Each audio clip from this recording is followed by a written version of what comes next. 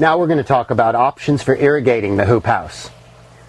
Of course, there's no rain that comes in here, which is a blessing because the rain brings crop damage and diseases. However, you are responsible for every drop of water in this hoop house. Come March and April, the hoop house uses lots of water, so you're going to have to make a plan. You can see Shenandoah is hose watering, which is okay, given that we have the water and we're out here every day.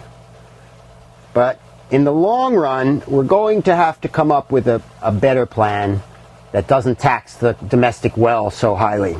We sometimes use 100 or more gallons a day to keep the hoop house irrigated. Ultimately, we want to put in drip irrigation.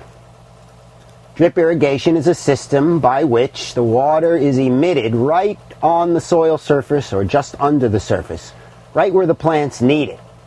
So you waste less and there's less labor. With a established drip irrigation system, you could water this whole hoop house with the flick of a switch. Notice how Shenandoah is washing the plants. She avoids a direct stream. She's using the mister, the spraying mist, to gently distribute the water. She washes over the bed of salad greens and she comes back for a second time, allowing the water to percolate down rather than to slosh or run off the surface.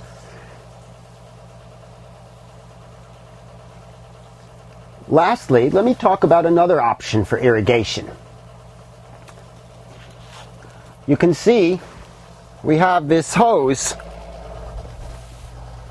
which goes to a gravity flow tank which is caught off the house, harvested from the house, and flows down here in the summer months by gravity.